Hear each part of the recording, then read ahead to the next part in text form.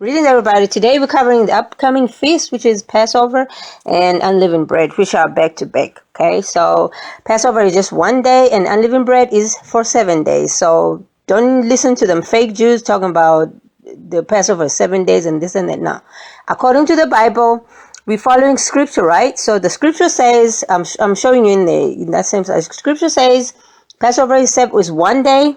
And then unleavened bread's got to be for 7 days. So that's what we follow in the scripture, okay?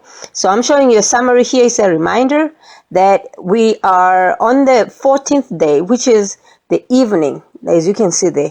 In the first month is April. So if you understand how I'm calculating this, according to the original Bantu feast, that video of mine saying original Bantu feast here on YouTube, you can find how the Bantu months work, okay? So April is the first month.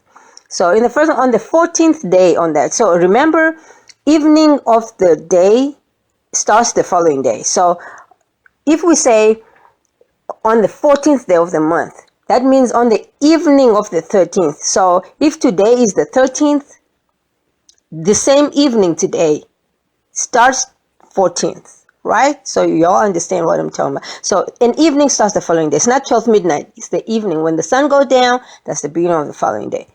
Okay, you saw it in Genesis, so we're still following scripture. So first month, April. 14th day, that's evening of the 13th, which is beginning of the following day of the month. Between evenings, this even tells you there. Between evenings is the Passover, Tusonini. Okay, so I got these lines, these verses from Scripture's Bible, which is from the fake Jews' Bible. So, but then that was 3 days after I published this video. That was 2 years ago. And then they started, changing that whole Bible. So you no longer find the scriptures version. I think it was 1998 or 96, somewhere there, 92 or 1990s. But then they scrapped that and they got 2006 or 3 or something like that. But anyway, I still have the original one they had. So it had the right spelling of stuff. So first month, Passover. Okay, so y'all understand we are going into Passover. When is the 13th? Tomorrow, which is Saturday. Good, it's even on a Sabbath day.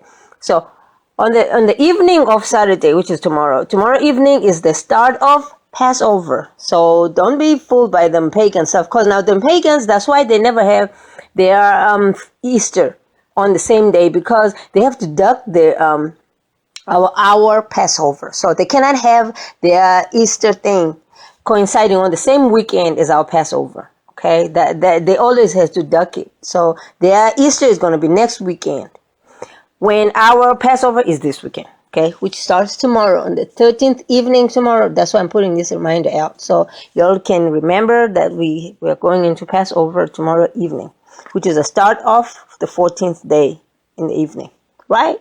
Okay. So after that, straight after that, so that's why I'm putting both of them feasts at the same time, because they are back to back. So we got the Passover, I've already spoken about it, and then unleavened bread. So unleavened bread starts just after Passover is done. So which means the evening of the 14th starts the unleavened bread, which marks the 15th day. As you can see there, Leviticus 23:6. So on the 15th day, which means the 14th evening. Right, so we start our day in the evening. So, excuse me. So on the evening of the 14th, which means starting of the 15th day, is first of all the unleavened bread. So that unleavened bread goes for 7 days. 7 days. Forget them fake Jews again. Fake Jews got it all twisted. I've got a video where I'm exposing them. All them fake Jews feasts, because I used to go there in churches and the Jewish churches before, so I know exactly how they celebrate, what they do, them bar mitzvahs and whatever they be doing. So they have this feast twisted over. So that's why I'm putting a reminder out there so y'all can understand. You have to. So here, 7 days. So look at that, those color coding up there. Passover, green, 1 day. Unleavened bread goes on for 7 days. All right. So Nini understands now that you just had Passover, so you did not cook, because that Passover is all these days are Sabbaths, by the way. You must also really remember, always remember. When someone said Ele lama Sabbatan, it didn't only mean the weekly cycles. Sabbaths are all the feasts, starting from weekly cycles, Passover, unleavened bread, going down trumpets, and so everything they're all called Sabbath. So you must be a Sabbathanic, somebody who embraces the Sabbath. You don't have to be able to do it because we don't have a temple anymore, but embrace it. You must be a Sabbathanic, embracing Sabbath. Okay, so that when the new world comes and we have a temple, you just carry on because you know what you were supposed to be doing anyway. You embraced it, right? So here, so Passover 1 day, unleavened bread 7 days. That's all I'm doing in this video, to give you a reminder. So some questions are going to be, but what are we going to do then? What can we do? So embracing it is totally enough as well. Embracing, knowing that we are supposed to do this, we're supposed to do it. At least the best we can do is to keep it as a Sabbath. So don't do no work. Don't go to work. Don't do stuff, cleaning the house and working your garden. Don't do stuff, okay? Just keep it as a Sabbath day. That's the best you can do. In the absence of temples and stuff. I mean, you can't even get a lamb. Where are you going to take that lamb to? I know in another video I was suggesting stuff, and I mean, that's just suggestions. You don't have to do that because that's not the mandate. The mandate is you have to take it to a holy place, holy, only set apart areas, take that lamb, and you don't have none of that. Not now. So this reminder, the best you can do is just to keep it Sabbath. All right, that's a start. And then you must know what you are supposed to do.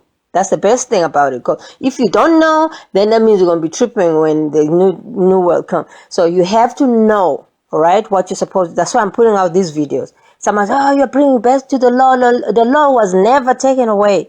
What was taken away? The devil took away all the stuff that are holy, so we can't do the law. He knew the law is still gone. He wouldn't have taken away the temples and destroyed everything then if the law was not there anyway. So the devil destroyed all our temples and stuff and scattered all the Levites. So we don't even know who is supposed to be the one officiating where. Because Msindisi was fulfilling.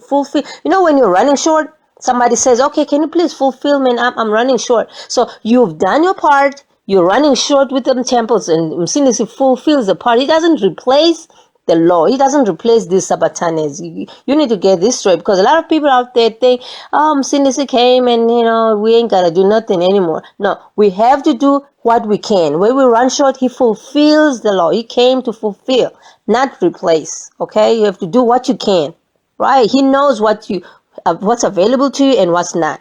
And what you could have done and what you couldn't. All right? So he knows that. So if you start running around, leaving everything, and then you're going to answer, because there is that judgment.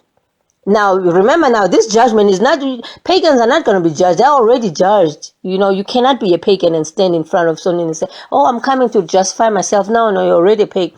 The judgment is going to be for the children of Israel to say, why didn't you keep a Passover? Because you. Why didn't you? That's what the judgment is going to be about. But that's a separate video, because, you have to, now the focus now is Passover is coming. Ignore them pagan stuff that's going to come in 2 weeks time, ducking our weekend. Our weekend, this coming weekend, starting tomorrow is Passover, all right? And then on Sunday evening, we're starting our 7-day unleavened bread. Now, unleavened bread, you got to make sure, if you don't know what you're supposed to be doing on these days, something you can do, I've got original feast. That video, I'm not going to reinvent the wheel in this one. In that video, I'm covering everything you're supposed to be doing on these 2 days. All right, I'm covering and what you can do, what you can't do, what you make your own distinction. But I'm covering what we're supposed to do, and then you, based on where you are, people in the villages can probably do a lot more than we can here in the cities. Okay, so but I'm putting in that video what the scripture says we're supposed to be doing on these 2 days. Then, now, in summary here, I'll just say, Passover 1 day, unleavened bread 7 days. Now, unleavened bread, you gotta start preparing now, because unleavened bread is about taking all leaven from your house, okay? That one got nothing to do with the temple. Okay, the taking of the unleavened bread from your house, right? Because I know, as part of it, we were supposed to take grilled and take it's specified in there, take a lamb and the goat and a cow, and take it to the temple. But that part you can't do because you ain't got no temple. But the part you can do of the unleavened bread is the take all leaven, yeast, anything that's yeast leaven, so anything that got baking soda, leaven, something that you put in the dough and leavens it up. So anything that swells up your food, that puffs up. Even things that make you puff up, anything is unleavened, it spoils your soul, it puffs you up. So anything that makes you behave badly, you smoke, anything that puffs you up.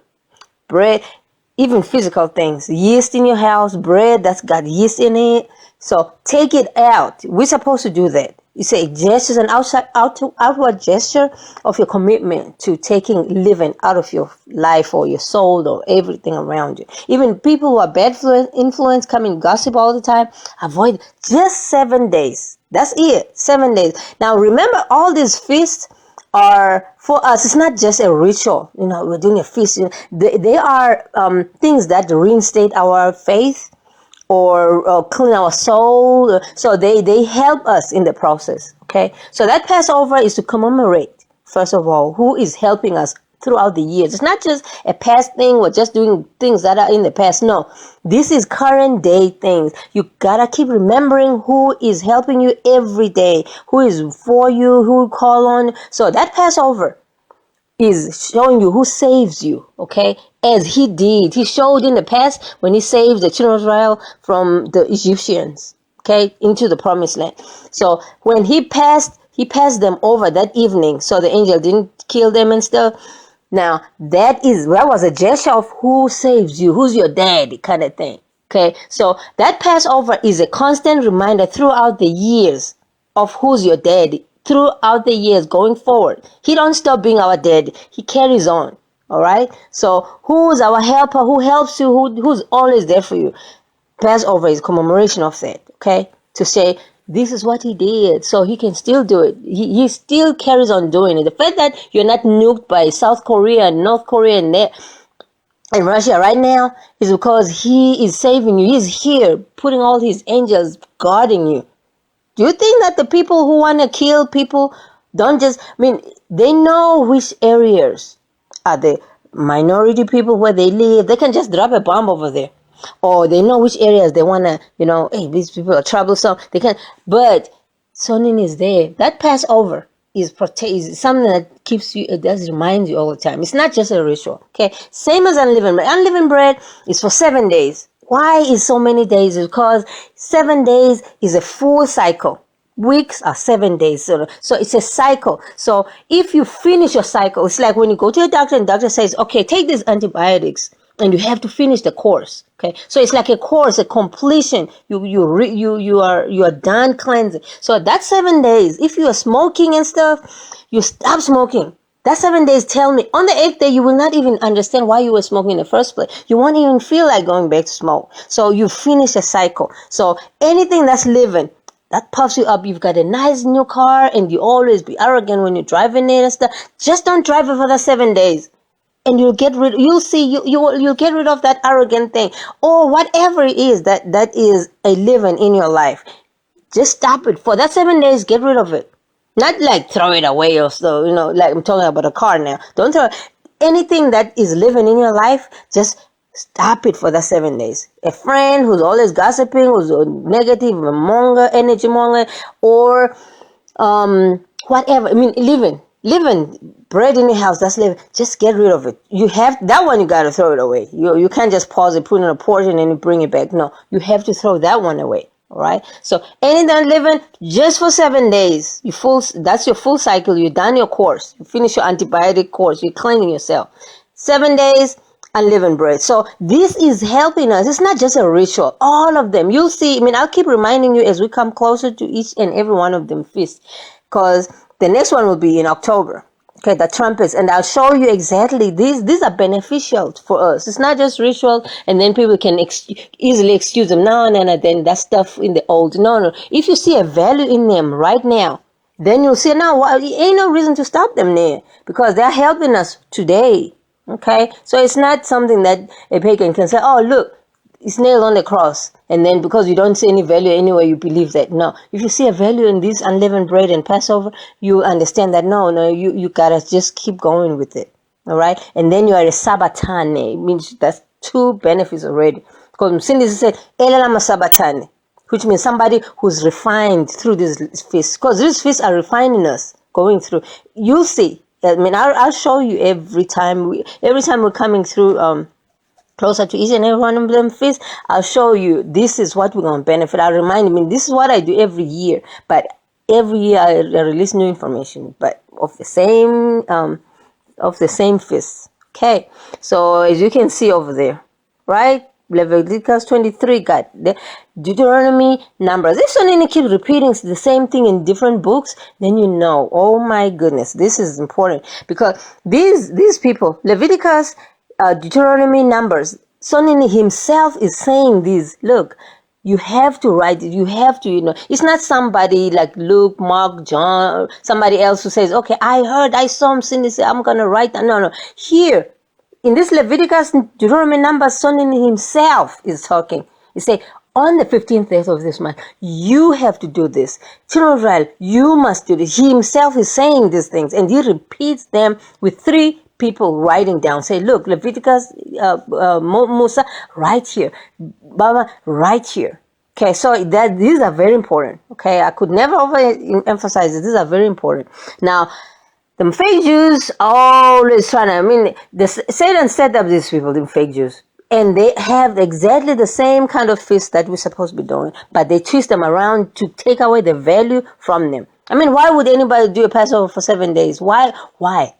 Because they don't understand the value of what Passover is. You're passing over, boom, 1 day. And then who saves you? He don't save you for 7 days, because you'll be dead by then. If somebody comes to attack you, somebody who saves you, puts his angel right at your door. He won't wait 7 days for that. He passes you over. He saves you that there and then 1 day. It's an instant thing. And then unleavened bread, them fake Jews, unleavened bread is 1 day. Oh really? They don't really understand what they, or the devil just made them twist it around, so we don't get the value out of these feasts, because these feasts are not feasts. They are things that are helping us. All right, as you can see them feast. Now the Bantu people, which are they are representing what the scripture is saying. The devil is there. He's just trying to make them fake Jews mimic what the Bantu people is doing. As you can see, even the outfits, the fake Jews even copy everything. They're just trying really hard to take away what you're supposed to know.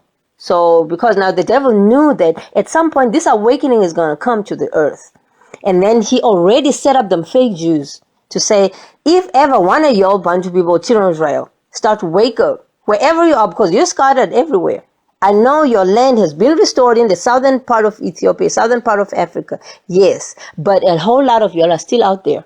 And even the ones that are in the southern part of Africa today, now what he did is he set up them fake Jews in Israel right now to say, okay, if any one of y'all start waking up, then the first stop is going to be, oh, okay, I'm waking up, I'm awoke, I know what's going on. And then you start calling on the Yah, everything that the fake Jews has been set up to call on. And then you forget that, no. Those are fake Jews. Those are fake. They are set up as a backup. When you wake up from a coma. And then you say, oh, okay, right in front of you, some fake Jews welcoming you. Welcome back to earth. Yay, now you're awakening to me. Don't awaken.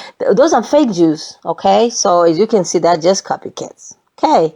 Okay, I think I've said everything you gotta know. So just get ready for the Passover on the 13th, tomorrow evening, Saturday evening, the 13th evening, which is the start of the 14th day.